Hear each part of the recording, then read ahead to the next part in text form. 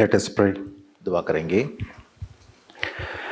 Dear loving Heavenly Father, ऐ हमारे आसमानी परवरदिगार, thank you, Lord, for another Lord's Day in our lives. हमारी ज़िंदगियों में और एक दिन खुदावंद का दिन देने के लिए शुक्र अदा करते हैं। You have been so good to each one of us. हम सबों पर आप कितने ही मेहरबान हैं। Thank you, Lord, for Lord Jesus Christ who loved us and gave himself for us. हमारे खुदावंद यीशु को लेकर हम शुक्र अदा करते हैं आपका, जिन्होंने अपने आप का सब कुछ हमारे वास्ते दे दिया। Thank you, Lord, for gathering us around thy Lord's table. और आपके मतलब खुदावंद की मेज़ के इर्द गिर्द हमें लाने के लिए हम आपका शुक्र अदा करते हैं। Lord, prepare our hearts खुदावंद हमारे दिलों को आप तैयार कीजिए, so that we can worship you in spirit and in truth. ताकि रूह और सच्चाई से हम आपकी इबादत कर पाएँ। Please draw each one of us very closely into thy heart. हम आपसे दरख्वास्त करते हैं कि आप हम सबों में हर एक को आपके दिल के करीब खींच लीजिए। We are binding the powers of darkness in the name of Lord Jesus Christ. हमारे खुदावंद यीशु के पाक नाम में सारी गायबी अंधेरी की ताकतों को हम कैद करते हैं। Please take away all the wandering thoughts. और हमारे जहन में जो ख्यालात इधर उधर चल रहे हैं उनको भी आप काबू में रख लीजिए। Please cleanse us with the precious blood of Lord Jesus Christ. मुझे और हम सबों को हमारे खुदावंद यीशु के पाक खून में हम सबों को धो करने को पाक कीजिए। We are committing this time unto thy blessing. इस वक्त को आपकी बरकत के वास्ते आपके हाथों के सुपुर्द करते हैं। In Lord Jesus Christ's precious name we pray. खुदावंद यीशु के पाक नाम से दुआ मांगते हैं, आमीन।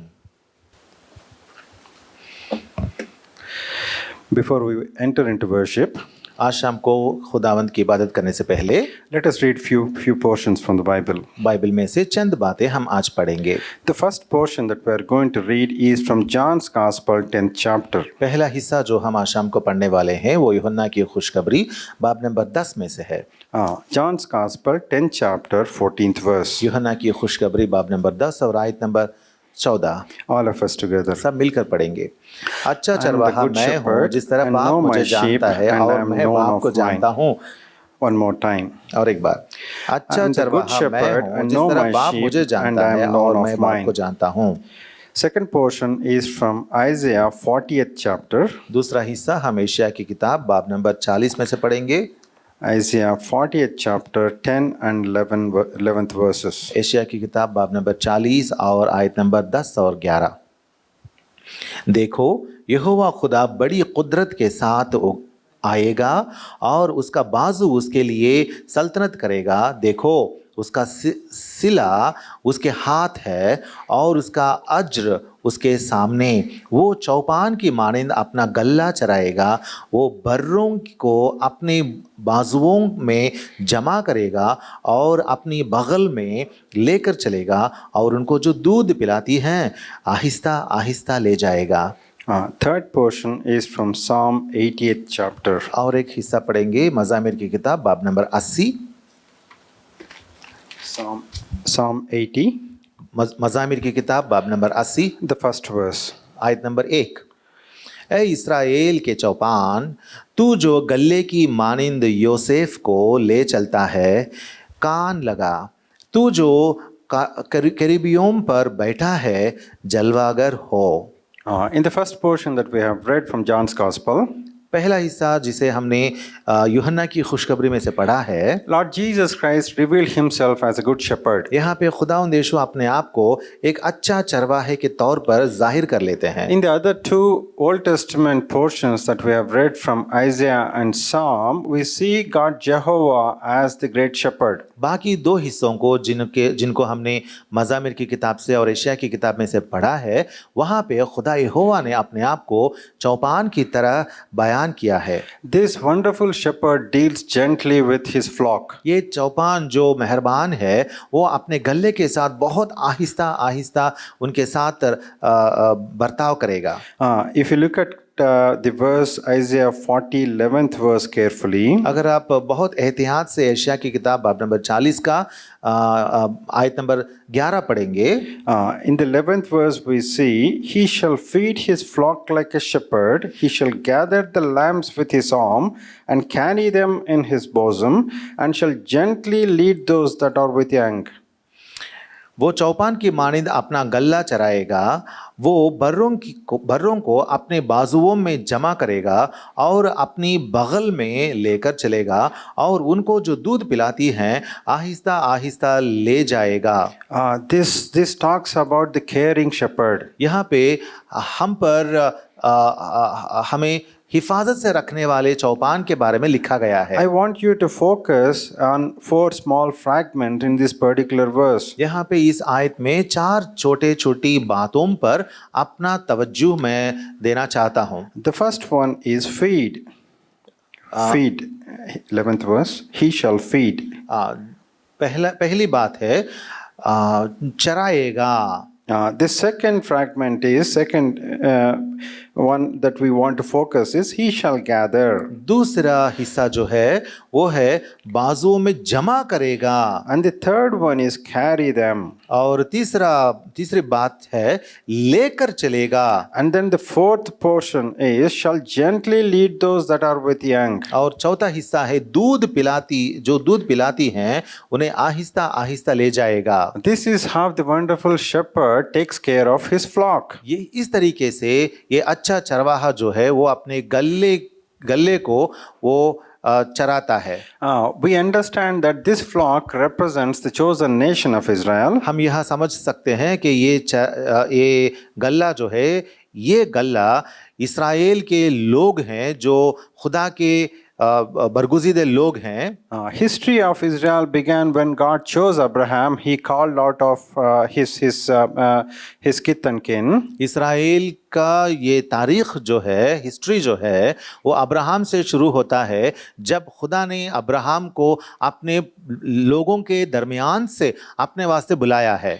He made the children of Abraham to multiply in Egypt. उसने इस्राएल के लोग अब्राहम के बच्चे इस्राएलियों को मिस्र में वो बढ़ने दिया। But they were in a cruel bondage. लेकिन वो लोग तो बहुत सख्त गिरफ्त या बंदिश में थे। When God led them out of Egypt from the cruel bondage. लेकिन खुदा ने उनको उस गिरफ्त या बंदिश में से बाहर निकाला। God not only delivered them out of the cruel bondage, but He met all the needs in the wilderness. बल्कि खुदा ने उनके सफ़र में उस बयाबान में उनका सफ़र जो है उसमें उनकी हर हाजत को उसने निभाया या रफ़ा किया।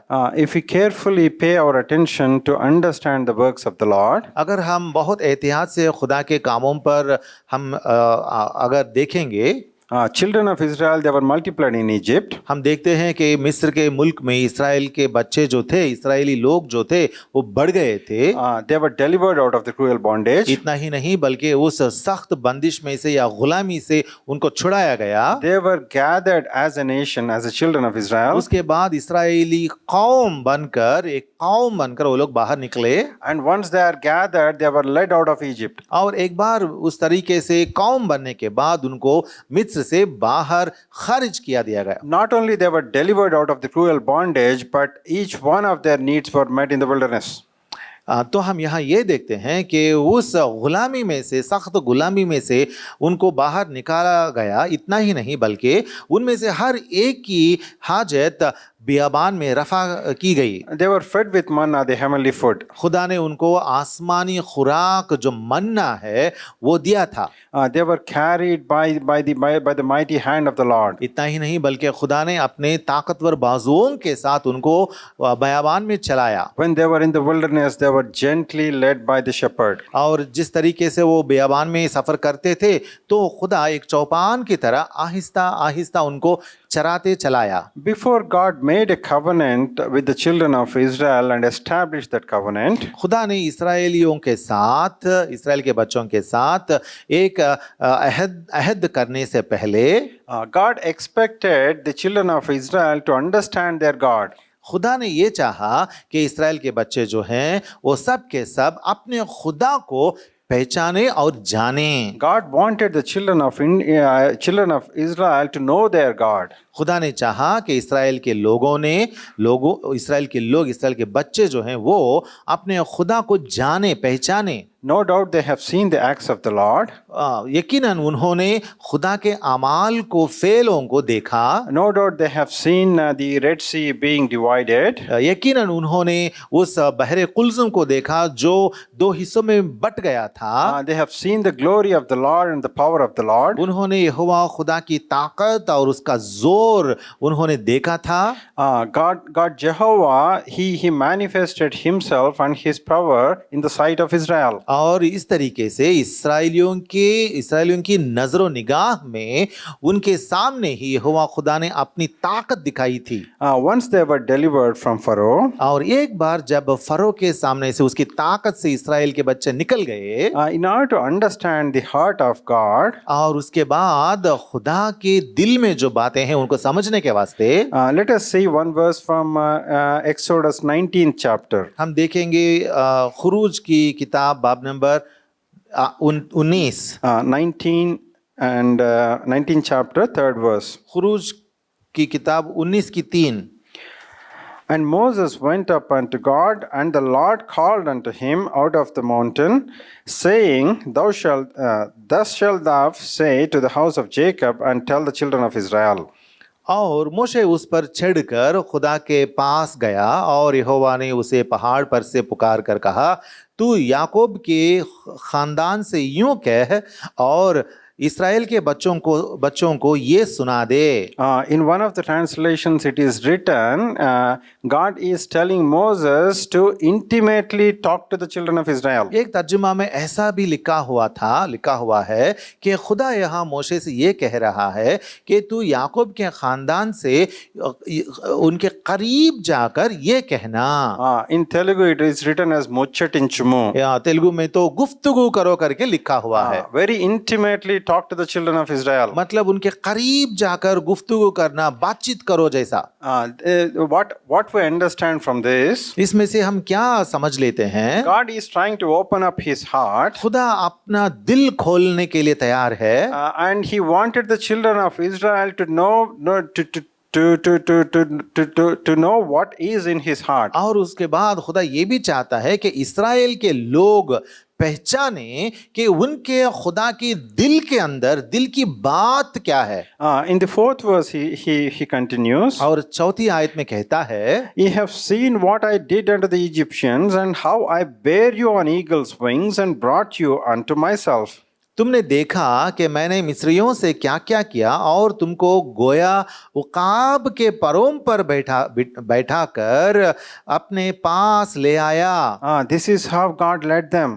इस तरीके से खुदा ने उनको बाहर निकाला था। And now God is clearly giving them instruction from 5th verse. अब 5वीं आयत से नीचे अगर देखेंगे तो खुदा उनको कुछ अहकाम बता रहा है। Now therefore, if ye will obey my voice indeed and keep my covenant, then ye shall be a peculiar treasure unto me above all people, for all the earth is mine. So अब अगर तुम मेरी बात मानो और मेरे अहद पर चलो तो सब कौमों में से तुम ही मेरी खास मिल्कियत ठहरोगे, क्योंकि सारी जमीन मेरी है। And then in 6th verse he says, Ye shall be unto me a kingdom of priests and a holy nation. These are the words which thou shalt speak unto the children of Israel. और 6ठी आयत में ये कहता है, और तुम मेरे लिए काहिनों की एक ममलुकत और एक मुकद्दस कौम होगे, इन्हीं बातों को तू इसराइल के बच्चों को सुना देना। This was the great and lofty purpose for the nation of Israel. यह है इसराइल के बच्चे जो हैं, उनका कौम जो है, उसके वास्ते उसके लिए एक बहुत बड़ा इस्तेखाक। God wanted the nation of Israel to be a kingdom of priests and a holy nation. Israeli कौम जो है, खुदा चाहता था कि वो एक काहिनों की एक ममलुकत और एक मुकद्दस कौम बने। Though God made a covenant with the children of Israel, खुदा ने इसराइलियों के साथ अपना अहद बांधा था। sadly we see that the children of Israel rebelled. लेकिन हम ये देखते हैं कि इसराइल के बच्चे जो थे वो लोग सरकशी करने लगे।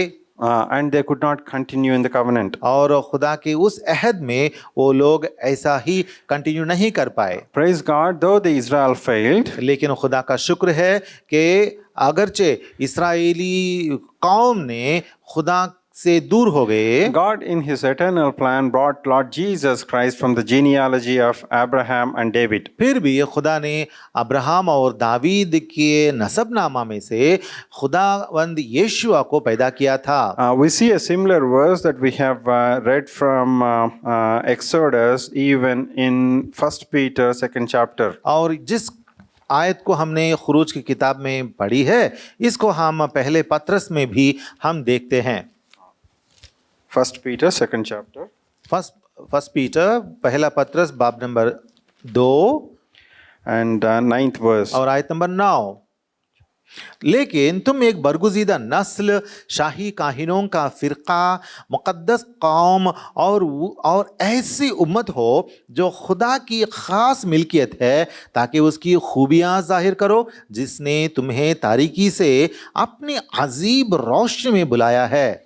Here Peter is saying, you are a chosen generation, a royal priesthood, and holy nation, a peculiar people. यहाँ पतरस रसूल कहते हैं कि तुम एक बरगुजीदा नस्ल, शाही काहिनों का फिरका, मुकद्दस कौम और ऐसी उम्मत हो जो खुदा की खास मिल्कियत है। That you should show forth the praises of him who hath called you out of darkness into his marvelous light. ताकि उसकी खूबियां जाहिर करो जिसने तुम्हें तारीकी से अपनी अजीब रोशनी में बुलाया है। If we compare Exodus 19:6 with 1 Peter 2nd chapter 9th verse, अगर खुरूज की किताब 19:6 को इस आयत से अगर हम कंपेयर करेंगे, God continues his work through his chosen vessels. खुदा ने अपना काम अपने बरगुजीदा बर्तनों के जरिए से उसने जारी रखा है। God's purposes cannot be failed.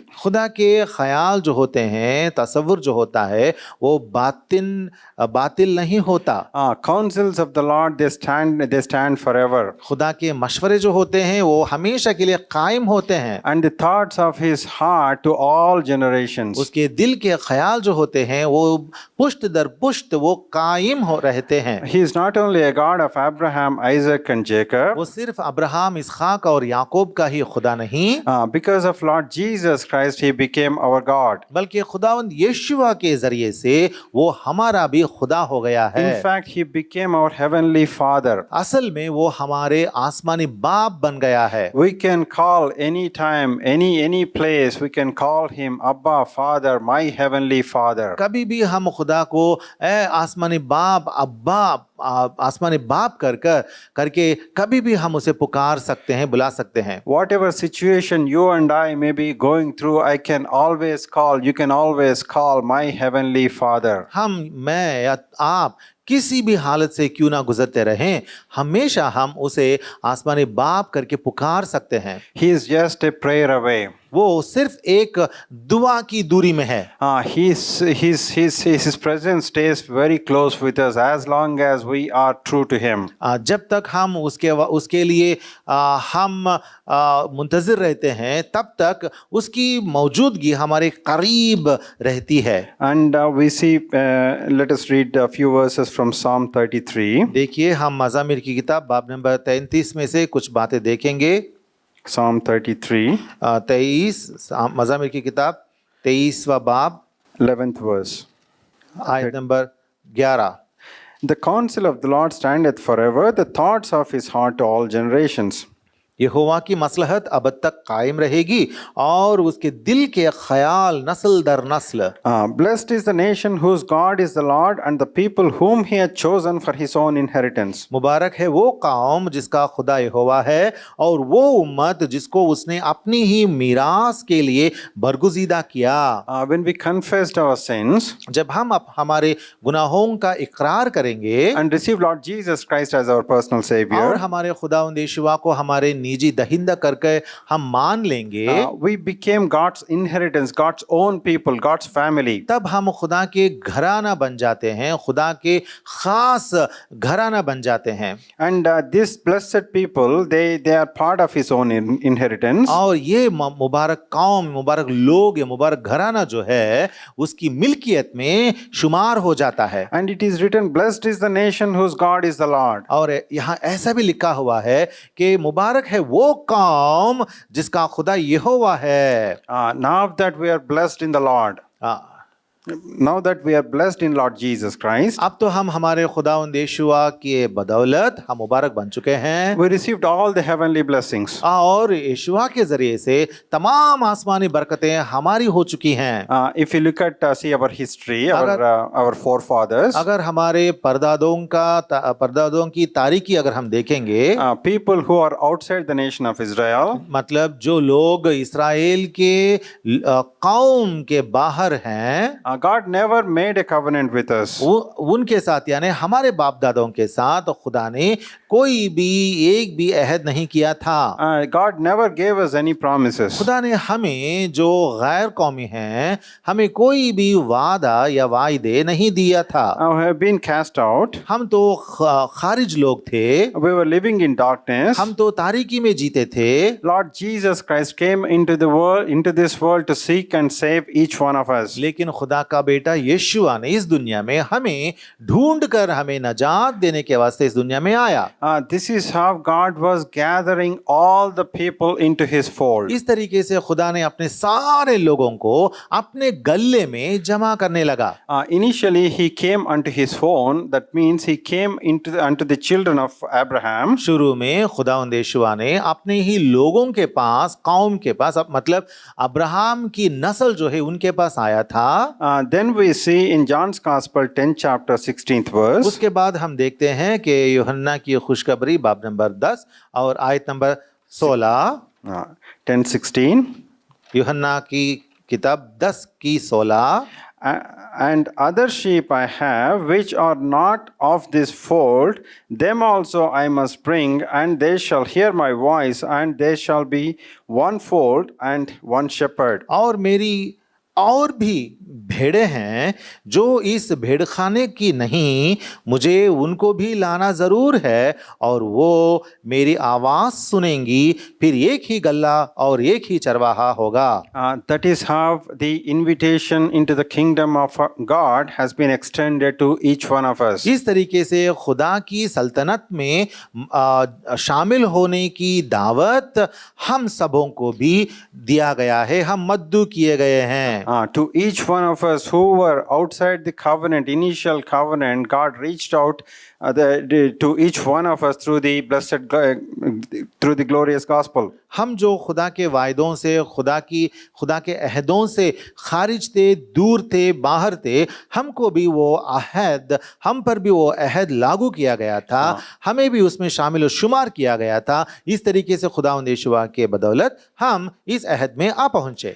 Today we are able to hear the shepherd's voice. आज हम इस वजह से उस चरवाही की आवाज सुन सक रहे हैं। Whenever we are going through the unknown areas, unknown territories, we understand that our shepherd is going in front of us. जब भी हम अनजान इलाकों में से, नए इलाकों में से जाते हैं, तो हम जानते हैं कि हमारा चौपान जो है वो हमारे साथ ही है। Whenever we are turning to the right or to the left, we hear the shepherd's voice. जब भी हम दाएं या बाएं मुड़ने लगते हैं तो फटाफट अपनी आवाज हमारा चौपान देता है। Whenever we go away astray, go astray from the Lord, we continue to understand that Lord is seeking us again. और जब भी हम खुदावंद की राहों से बिछड़ जाते हैं, खुदावंद से दूर हो जाते हैं, तब समझ जाते हैं कि हमारे खुदावंद हमें छोड़ता नहीं है बल्कि ढूंढते आता है। In our life's journey, we may have mountaintop experiences or experiences in the valley. हमारी जिंदगियों में कभी कभार हम पहाड़ों की चोटी पर चले जाते हैं, मतलब बहुत अच्छा एहसास करते हैं, उसके बाद हम वादियों में गिर जाते हैं। We may have ups and downs. मतलब उतर चढ़ाव जिंदगी में होते ही रहते हैं। We may be traveling through the unknown areas. अनजान इलाकों में से हम कभी कभी चलते रहते हैं। There may be uncertainties in our lives. हमारी जिंदगियों में कभी कभार कुछ ऐसे हालत होते हैं जिनको हम जानते नहीं, But we'll continue to receive God's direction. लेकिन हमारे खुदा की हिदायत तो हमें हमेशा मिलती रहती है। There will be times of visitation in our lives. हमारी जिंदगियों में ऐसे वक्त होते हैं जब खुदा हमसे मिलता है। As long as we are in His fold, we'll continue to hear the shepherd's gentle voice. जब तक हम उसके गले में शामिल होकर जाते रहते हैं तब तक हम उसकी आवाज़, चरवाहे की आवाज़ सुनते ही रहते हैं। Even unto the old age, He is going to carry us. बुढ़ापे तक वो हमें ले चलते ही रहेगा। As we are gathered around the Lord's table, जैसे ही हम आज खुदावंद की इस मेज के इर्द गिर्द आ पहुंचे हैं, we understand God's love. खुदा की मोहब्बत को हम पहचानते हैं। In the course of time, Lord Jesus Christ came into this world and paid the penalty for our sins. और ऐन वक्त पर खुदावंद यीशु इस दुनिया में आया और हम सबों के गुनाहों का फिद्या उन्होंने चुकाया। Now that He has gathered us as a church, as a congregation, अब हम सबों को अपना इक्लीसिया बनाकर, अपनी जमात बनाकर अपने इर्द गिर्द हम सबों को ले आया है। He alone is worthy of our worship. इसीलिए सिर्फ वो ही लायक है जिसकी इबादत हम करें और हमारी इबादत का वो ही लायक है। Let us worship God in spirit and in truth. इसीलिए अब हम हमारे खुदा की इबादत रूह और सच्चाई से करेंगे।